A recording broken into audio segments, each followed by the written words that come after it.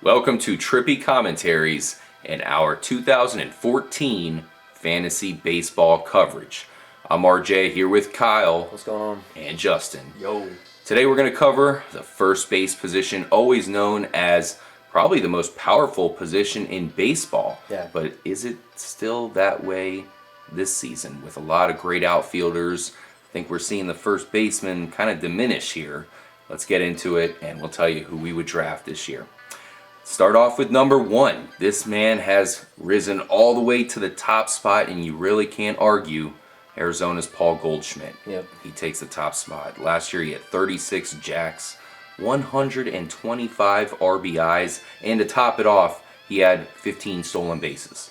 That's ridiculous. Yeah, for a first baseman, you don't hear about that anymore. Like first baseman getting stolen bases, so that's and that helps to it, man. That's huge. That is huge. I have number 2, Prince Fielder. This is definitely a little bit of a reach compared to other people's list, but last season, even in a bad season, he had 25 homers, 106 ribbies, 279 average. That's not that bad in this day and age, and he's going to be hitting cleanup for the Rangers. Yeah, I like him at number 2. I feel a lot of people would have Chris Davis maybe possibly ahead of him just because of what he did last year. But, Prince Fielder has shown more to me in his career at this point than Chris Davis has. Prince Fielder at Arlington, like RJ mentioned, exactly. off camera to us. Man, he's going to be hitting bombs. Yeah. Oh, yeah. Yeah, Texas is starting to look pretty good right now. Yeah, the Rangers are definitely one of our favorites going into the season. Number 3, Joey Votto. Definitely a solid player. Now, his power went... It seemed like it was going to go down at the beginning of the year, but then he went on a late surge to bring it up to 24, so we'll definitely take that with his, of course, over 300 average as usual. Yeah. He just walks so much. He walks more than anybody else in baseball as well, so if you are using walks as a stat in your league, you got to raise him up, possibly even higher. Yeah. Chris Davis makes it to number 4 on the list. He had that massive season last year, 53 homers, 138 RBIs, and a 286 average. That's great. Do you guys think he can keep up that average? I think he can. I think I can't see any difference from last year and this year from what I've seen in spring training. Even the 53 homers. This guy could hit more than 53 home runs. He's got the power to do it. To me, I think he just had an issue early in his career where he wasn't seeing the ball correctly. Maybe something in his swing was a little different than it is now. And just the way he's hitting it. His swing is perfect. He's got the lefty rotational swing, which all he's got to do is make good contact, but that ball's going to go out. Yep. So we'll see. I'm very interested to see how he does. Chris Davis is definitely one of those players that is right there on a pedestal this season. He hit 53 home runs last year. Are you kidding me? Damn. What's he going to do this year? Number 5, Edwin Encarnacion for Toronto. Last season, 36 homers and 104 RBIs. Proved that he was legit. His average went down a little bit from the year before, but we fully expected that. A 272 average is fine. And number 5, man, he's proven he's solid. I think he's kind of past Bautista at this point as being their stud now. Good point. I think Bautista is going to bounce back this year, but Edwin, he's just been killing it for years. This is nothing new for him. Yeah. Number 6, a guy I know you like a lot, Kyle.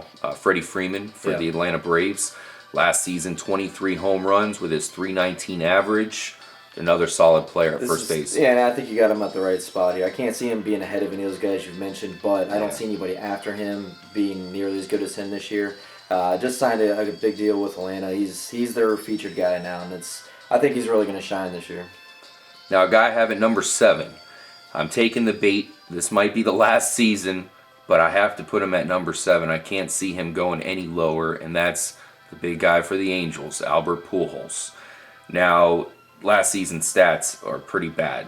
258 average, 17 homers, but he was dealing with plantar fasciitis the entire season. He should be healthy coming into this season. We can't have him, we really can't have him too much lower. There's one guy I like a lot coming up who I think probably will have a better season than him, but we'll probably see Pujols pretty much just accidentally hit 2020 homers. That's the style. I can't put Pujols in my top 10 at first base this year, just because there's a lot of good first basemen. There's a lot of guys that can play, and I feel Pujols has really fallen off. He's not the guy, obviously his name, he's, one of the best players we've ever seen play the game. Yeah. But he's past his prime. And he's just, it just doesn't seem like it's the same old Pujols that we're used to seeing from, a couple seasons ago. It's not. Ever since he signed the Angels contract, Since he left St. Louis, huge money. Big time. He's been on the decline. You always worry about players after they sign that big deal. You just said Freddie Freeman.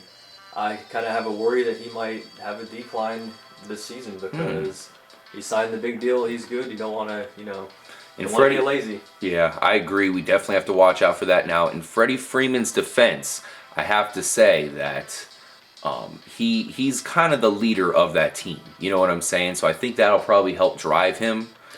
Well, I think that's also why they didn't have a problem giving up McCann, is because, Freddie Freeman ended up taking over that role that McCann used to have. McCann used to be their kind of leader. Freeman's kind of moved up into that role now. So I think that's why they're like, all right, we'll give it to McCann. We have Geddes, who was great last year. So I think that had a lot to do with it. Yep, so let's move on to number 8. That's Eric Hosmer. Now, this guy he really has been stagnant for a couple seasons, but at the end of last season, we really saw him get extremely high, and he finally kind of came into his own here.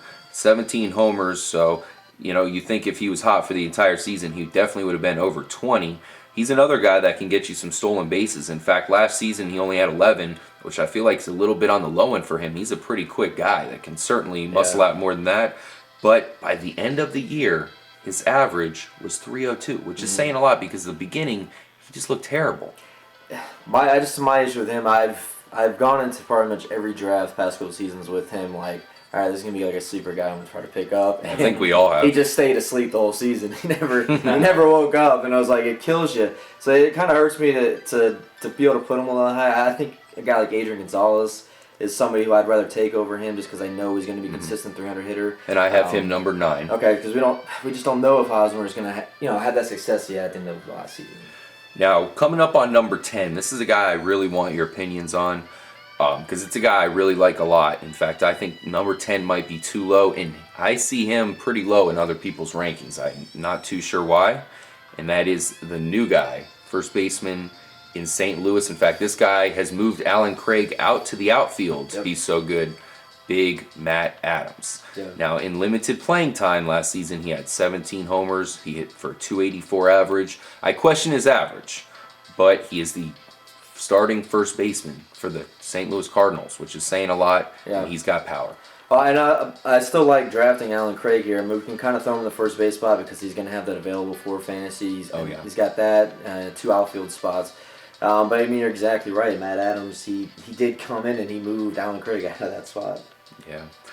Let's move on to number 11. I have a guy you just mentioned, Alan Craig. He's not going to hit for power, which is unlike a lot of these other first basemen that we're talking about. But his position eligibility combined with his complete his security in average, he's always going to hit for probably 300 plus, and that means a lot, especially at first base. Definitely. The last guy, number 12, Mark Trumbo. He's on a new team. He's in Arizona. Now, Mark Trumbo hit 34 home runs last season in Los Angeles, or I should say Anaheim, I suppose, where it's pretty hard to hit home runs. It's one of the harder stadiums to hit homers in. He's going to Arizona, which is known as a launch pad. Yep. So you wonder if he can get his 34 homers over possibly 40. And that would really make him a great first baseman, even though, of course, he's in the outfielder.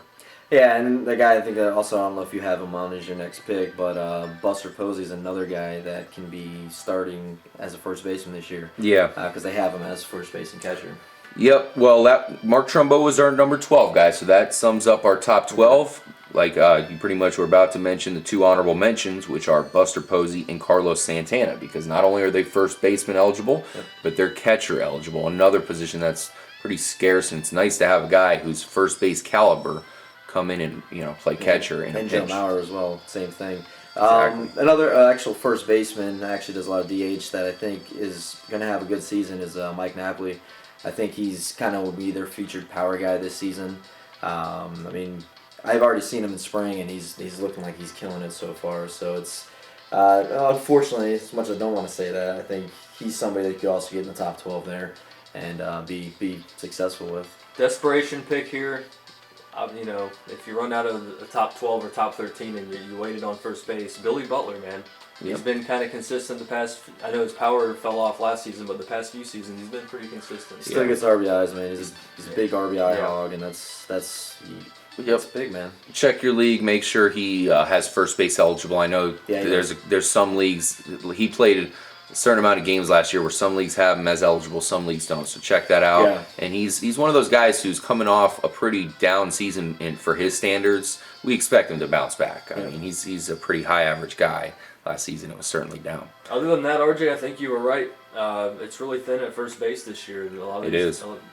Now that Miggy's over at third base. Mm-hmm. I still think there's a few guys on here that could have some bounce back seasons. Ryan Howard could be one of them. Mark Teixeira could be another one. Kendrick Morales could have. I mean, there's still some first basemen there. Justin Morneau at the end of last season was starting to finally come around. Yeah. He plays for the Rockies now. You got a few other guys in here that you can still get, a decent first baseman. Pretty good bench guys as well. James Loney, I think he's gonna have another good season. So now the key word there you said is bench, because one thing we have to really say here is that you need a really good first baseman. You're not going to win a fantasy championship unless you have a really good first baseman. So when you do your draft, make a point to get as good as first baseman as possible. If you and a good backup, because if your first baseman goes down, that hurts your team big time. All right, definitely make sure to hit us up in the comments on Twitter or the discussion page at the Trippy Commentaries page. If you guys have any further questions regarding first baseman, and stay tuned for all of our other positions here at TripComs. For RJ, myself, Justin, and Kyle, we'll see you in the next installment of our Fantasy 2014 baseball coverage. See ya.